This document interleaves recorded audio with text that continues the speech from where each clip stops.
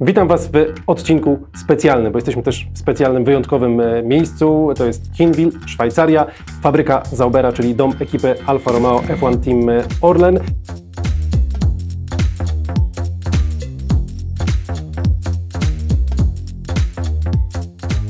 Dzisiaj będziemy sobie opowiadali o e-sporcie, ale też będziemy chcieli Was zabrać na wycieczkę po tej fabryce i odcinek z taką wycieczką wkrótce pojawi się na kanale PKN Orlen. A teraz chcę przywitać człowieka, który będzie naszym przewodnikiem po świecie wirtualnego ścigania i nie będzie to byle jaki przewodnik, bo będzie to człowiek, który w tym świecie jest, który jest całkiem szybki, a nawet bardzo szybki, który po prostu jest zawodnikiem ekipy Alfa Romeo F1 Team Orlen eSports, czyli Tomek, poradzisz? Witaj Tomek, nasz reprezentant w świecie wirtualnego ścigania w Formule 1. To są, Tomek, najważniejsze, największe, najbardziej prestiżowe zawody, jeśli chodzi o grę oficjalną Formuły 1 i Ty jesteś w jednej z ekip naszym reprezentantem, po prostu. No tak, wszystko co powiedziałeś się zgadza jak najbardziej. Te najważniejsze rozgrywki e-sportowe, jeśli chodzi o grę F1 i też w całym sim racingu będzie to największe takie zawody, więc tutaj prestiż jest ogromny, presja jest spora, ale naprawdę warto, bo jest to coś mega fajnego. Ile wyścigów liczy kalendarz, jak to jest skonstruowane? 12 wyścigów, z czego nie jedziemy jakby w jednakowych odstępach czasu, tylko jesteśmy podzieleni, to znaczy ten kalendarz jest podzielony na 4 takie osobne eventy, w każdym mamy po 3 wyścigi, więc ten nakład pracy też troszeczkę się zmienia, bo nie można się skupić zawsze na jednym torze. Każdy okres przygotowawczy to jest jeżdżenie 3 torów, także tutaj troszeczkę inny jest ten sposób przygotowywania się niż to, powiedzmy, normalnych rozgrywek ligowych. Dobra, Tomek, bo jeśli ktoś zupełnie nie wie, co się dzieje w świecie e-sportu, to musimy wytłumaczyć, jak bardzo to jest profesjonalne. Zacznijmy od tego, że tu jest cała ekipa, czyli Wy macie ludzi, którzy są tutaj koordynatorami, trochę czasami trenerami, pomagają w tym wszystkim Wam, abyście osiągali jak najlepsze rezultaty i przez to też jest po prostu taki sport zespołowy.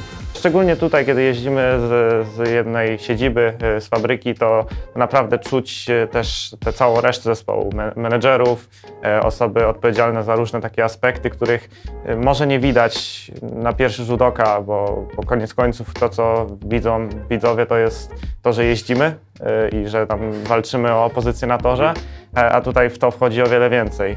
Za kulisami, tam za kotarą bardzo dużo osób też pracuje na ten sukces. No właśnie, słuchaj, za kotarę to sobie jeszcze wkrótce przejdziemy, ale na razie spojrzymy na to, co jest przed kotarą. Tu jest całkiem poważny sprzęt simracingowy i Wy tutaj przyjeżdżacie przed zawodami, na parę dni przed zawodami, trenujecie już tutaj na tych zestawach, bo macie też oczywiście swoje zestawy w domu, ale przyjeżdżacie przed zawodami tutaj, żeby trochę się też przyzwyczaić do tego, co jest tutaj, bo stąd jedziecie zawody, tak? Przylatujemy zazwyczaj około tydzień, 5 dni przed samymi wyścigami, żeby przyzwyczaić się do tych minimalnych różnic, nawet kwestia oświetlenia, że w innym miejscu świeci nam to czasami światło. też jest kwestia, nie wiem, dokręcenia kierownicy do tego zestawu, czy jest mocniej, czy słabiej. Czasami to są takie detale, a Wy tam walczycie o jakby bardzo niewielkie części sekundy i to też ma znaczenie. Tak, no właśnie te różnice są tak małe, a i tak zazwyczaj, kiedy tu przylatujemy, potrzebujemy jednego pełnego dnia treningu, żeby tak poczuć się tak samo pewnie jak w domu. I jeśli ktoś myśli, że to jest po prostu takie granie w grę, że Wy sobie tam siadacie, raz na jakiś czas się przejedziecie, a później przejeżdżacie i robicie wyniki, to tak nie wygląda. Wy musicie trenować, musicie mieć cały plan treningowy i powiedz, ile Ty trenujesz, bo ja mam Ciebie w znajomych, jeśli chodzi o jedną taką platformę, na której widać, kto ile gra, to Ty dużo chyba spędzasz czasu na treningu. No ja to zawsze powtarzam, jest to właściwie pełnoetatowa praca. No, dla mnie jest to odrobinę cięższe, bo oczywiście wciąż tam chodzę do tej szkoły.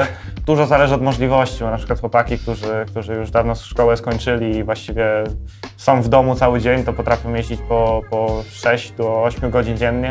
No wiadomo, 7 dni w tygodniu myślisz, że wtedy jeżdżą? No wiadomo, z jakimiś przerwami, ale powiedziałbym 5 dni w tygodniu takiego treningu. No podczas gdy ja już muszę jeździć właściwie codziennie, aczkolwiek mogę jeździć nieco mniej wieczorami, bo wiadomo, wracam do domu tam o 16, więc 3, może maksymalnie 4 godziny dziennie to jest taki maksimum. No i z tą presją to Ty też jesteś trochę obeznany, bo Ty jeździsz od którego roku życia tak już naprawdę dużo?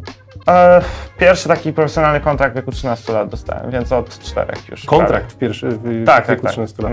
Nie ukrywam, jest to też dosyć męczące, bo jednak że tak powiem, tego stresu, szczególnie jak się jeździ w jakichś ligach, to co tydzień trzeba przejechać dobre kwalifikacje i tak dalej. Jest to męczące, ale no masz rację, rzeczywiście gdzieś to buduje tam taką odporność psychiczną. Aczkolwiek nie ukrywam, że na przykład w tym sezonie, kiedy przyszedłem do F1 Esport i ta stawka diametralnie się zwiększyła, bo F1 Esport jest nieporównywalny do tam jakichś lig online, no to pierwszy wyścig stresowałem się, jakbym jechał pierwszy wyścig w życiu właściwie, więc tutaj jednak doświadczenie jakieś zebrałem w jeździe pod presją, ale tutaj to mówimy o czymś kompletnie innym, bo stawka jest niesamowita. My mówimy o różnicach, czasami jest sytuacja taka, że w kwalifikacjach tam, nie wiem, między pierwszym a jakimś tam 15 zawodnikiem jest 1/10 różnica, albo czasami nawet mniej. Jakby w ogóle gdzie szukać takich zysków, no bo to są zyski dosłownie czasami liczone w paru tysięcznych albo tam paru dziesięciu. Różnicę potrafi zrobić to, czy przejedziemy nieco bliżej lewej strony toru, czy prawej i tak naprawdę różnice są tak minimalne, że nie jestem w stanie ich wytłumaczyć i właściwie gdyby naprawdę mógłbym pokazać Ci w tym momencie okrążenie pole position z F1 Esport i okrążenie, które dało kierowcy P20 i bardzo ciężko byłoby chyba Ci pokazać. Ktoś z zewnątrz by nie zauważył. Tak, bardzo byłoby ciężko Ci pokazać, że tutaj pojechał lepiej na tym okrążeniu na pole position. No są to minimalne różnice. Mawiali, to na koniec jeszcze pokaż mi, na czym Wy się ścigacie, bo to już jest taki, no tak jak patrzę i coś tam w sim racingu próbowałem, to jest już taki solidny sprzęt chyba, nie? No właściwie taki absolutny top, jeśli chodzi o sprzęt, przynajmniej taki dedykowany pod F1. No mamy playseata, pozycja imitująca pozycję kierowców w prawdziwej Formule 1. Jeśli chodzi o kierownicę, no to mamy Fanatec DD1. My się, wchodząc tutaj, się czuliśmy dziwnie, bo tutaj większość osób w tym miejscu jest bez butów. Wyjaśnij dlaczego. No chodzi o precyzję po prostu. W butach, przynajmniej takich Adidasach typowych, no to traci się troszeczkę tej precyzji, jeśli chodzi o pedał hamulca, pedał gazu. No a im mniej tych warstw na stopach, tym, że tak powiem, bardziej bezpośredni jest ten kontakt. A ty jeździsz w skarpetkach czy bez skarpetek? Ja nawet bez skarpetek jeżdżę, także... Ale są różne szkoły, rozumiem, bo niektórzy jeżdżą w skarpetkach chyba. Są zawodnicy, którzy jeżdżą w butach na tym poziomie, czy nie? W butach nie spotkałem się. Chyba raczej skarpetki to jest taki generalny standard, no i są jeszcze takie osoby jak ja, co jeżdżą bez, no kwestia preferencji. Okej, no dobra, Tomek, to myślę, że to jest dobry moment, żebyśmy sobie za kotarkę zajrzeli i pogadali chyba z inżynierem, bo tam też jest o czym rozmawiać, bo ten inżynier sporo też może zmienić w waszych wyścigach. Jak najbardziej. No dobra, to idziemy. To i przechodzimy do sekretnego pomieszczenia za kotarą, a w tym pomieszczeniu jest Szymon Kulik, czyli kolejny polski akcent w zespole Alfa Romeo F1 Team Orlen eSports oczywiście, no bo rozmawiamy o wirtualnym ściganiu. Siema Szymon. Cześć. Inżynier ekipy, która ściga się w e-sporcie, to jest funkcja wbrew pozorom bardzo ważna. Ja byłem w ogóle zdziwiony, kiedyś rozmawialiśmy przy okazji rozgrywek e-sportowych, ty mi pokazałeś, jak wy się przygotowujecie do wyścigu i naprawdę uwierzcie mi, że jakby te dokumenty wyglądały mega profesjonalnie, bo tam było rozpisane wszystko. Opony, strategie. Powiedz, na czym w ogóle polega twoja rola, bo ja tu się rozgadałem, a to ty masz mówić. No to generalnie moja rola jest bardzo szeroka, bo to nie jest tylko praca w wyścigu. To jest też duża praca jest też duża praca z kierowcami, z kierowcami rozwojowymi, których też zespoły posiadają. Koordynując tych kierowców, właściwie przydzielając im odpowiednie zadania, budujemy strategię. Czyli oni sprawdzają, ty ich prosisz, żebyście przeszli przez jakieś tam warianty, które mogą się wydarzyć w wyścigu i taka jest ich rola, tych kierowców rozwojowych, żeby pracować przed wyścigiem nad takimi szczegółami i to później sobie możesz wdrażać już z kierowcami, którzy w danym wyścigu jadą, tak? Większość scenariuszy jesteśmy w stanie sobie rozplanować i być gotowi na każdy z tych scenariuszy, tak? Na każde warunki pogodowe, możemy mieć ustawienia bolidu, możemy być gotowi na różne undercuty, overcuty. O jakich w ogóle takich scenariuszach mówimy w tej grze, w danym wyścigu? No bo to jest kwestia zużycia opon i dbania o opony, bo w tej grze trzeba dbać o opony. Może być też różna pogoda, która się zmienia i trzeba wstrzelić się, w którym momencie ewentualnie zjechać po jakieś opony przejściowe albo deszczowe. To też takie rzeczy mają tutaj znaczenie i ty też za to odpowiadasz trochę? Dokładnie, właściwie to w 100% ja za to odpowiadam, bo my przed wyścigiem nie wiemy, jakie będą warunki. Dopiero ładując się do sesji, dowiadujemy się, jakie są warunki, mamy około 40-50 sekund na to, żeby dobrać ustawienia, żeby poinformować kierowców, co właściwie będziemy robili, no bo podczas wyścigu muszą być oni w pełni skupieni. Dlatego mamy właściwie kilkanaście ustawień bolidów, nawet jeżeli będzie trzeba pojechać długo, na przykład na twardych oponach, i zjechać na kilka ostatnich na deszcz, no to musi być bardzo specyficzny do tego setup.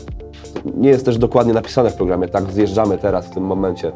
Też nie ma bardzo pokazanej delty tych opon. Czutka jakby też, tak? No, tak. Gdzieś tam jakieś przewidywanie tego, co ta gra może nagle nam zaproponować, no bo czasami to... No, wszystkie zespoły wiedzą, jakie strategie są najlepsze, mają wszystko obliczone, no po prostu jakoś trzeba tą przewagę ze strony inżyniera uzyskać, więc jeżeli wszystkie zespoły mają takie same dane, wiedzą, co jest najlepsze, no to trzeba znaleźć coś, co jest lepsze niż najlepsze. Coś ekstra. I tu właśnie wchodzą te umiejętności inżyniera. Czy masz tak spokojny głos jak inżynierowie w Formule 1 tej realnej i zawsze też starasz się te emocje tonować, kiedy słyszysz, że kierowca gdzieś tam wykrzykuje na innego rywala, a ty cały czas zachowujesz spokój i mówisz 5 seconds to driver in front of us, czy jakby też czasami ciche emocje udzielają? To akurat we sporcie jest dopuszczalne. Myślę, że to jest, że emocje to jest ciężka rzecz do opanowania, ale już po takim czasie mniej więcej staram się planować, co może się zdarzyć z przodu i jakie będą i co w tej sytuacji zrobimy, więc mniej więcej jestem w stanie sobie zaplanować tak, że będziemy walczyć z tym kierowcą i że może dojść do jakiejś sytuacji, gdzie kierowca będzie niezadowolony, czy będzie, powiedzmy, chciał zmienić strategię, więc ja już sobie kilka strategii w głowie z tych, co mamy zaplanowanych, kreuję. No i patrzę mniej więcej, tak, czy może lepiej będzie zjechać, skoro on ma gorsze tempo, gdzie wyjedziemy, czy nie wyjedziemy w jakimś pociągu. I zawsze ze spokojem w głosie to komunikujesz? Staram się. No dobra, pokaż, co masz na ekranie, bo masz telemetrię w tym momencie włączoną i rozumiem, że telemetria też jest wykorzystywana w e-sporcie, podobnie jak w prawdziwym ściganiu. Dokładnie, w kwalifikacjach, gdzie różnice są właściwie o kilkanaście tysięcznych, telemetria jest jedną z najważniejszych rzeczy, tak? No bo jeżeli różnica jest 15-20 tysięcznych i to decyduje o tym, czy jesteś pierwszy, czy nawet czasami piąty na krótkich torach, to po prostu z wideo, z obejrzenia okrążenia, no nie jesteśmy w stanie zobaczyć, gdzie te 15 tysięcznych siedzi. Tak jak tutaj właściwie są załadowane dwa okrążenia, których różnica jest 15 tysięcznych.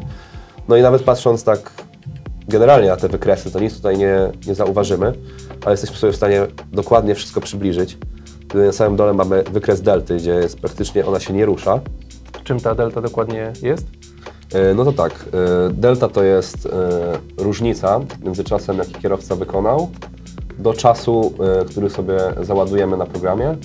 Ja to analizuję, siadamy z kierowcami, tak, jestem w stanie to sobie jeszcze bardziej przybliżyć, dosłownie każdy zakręt obejrzeć. No i wtedy widzisz, kto w którym momencie nacisnął na hamulec, kto wcześniej nacisnął na gaz, jak mocno i tak dalej. Dokładnie, tak jak tu widzimy, są wykresy, zielony wykres od gazu, czerwony wykres od hamulca i widzimy, jak dany kierowca pracuje hamulcem. W trakcie wyścigu z jakich narzędzi korzystasz? To jest też moment, w którym bardzo mocno opierasz się na tym, nie tylko co widzisz, jeśli chodzi o przekaz z kamer kierowców, nie tylko słuchasz kierowców, ale też masz jakieś swoje narzędzia, patrzysz też, po prostu cały czas monitorujesz czasy, międzyczasy, sektory i tak dalej, i tak dalej?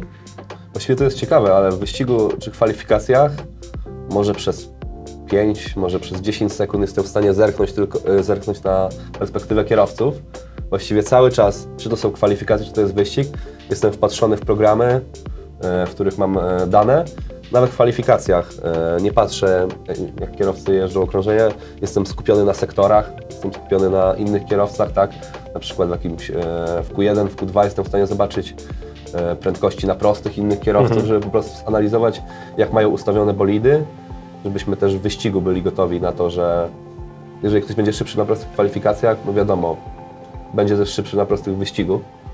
Okej, no dobra, Szymon, no to ja mogę tylko trzymać kciuki i życzyć powodzenia, żeby rozwijał się polski e-sport nie tylko jeśli chodzi o zawodników, ale też o to zaplecze, które jak widzimy jest niezwykle ważne. No i po prostu życzę wszystkiego dobrego, żeby tutaj Twoja kariera też się rozwijała. Więc życzę powodzenia, dzięki za rozmowę, trzymam kciuki.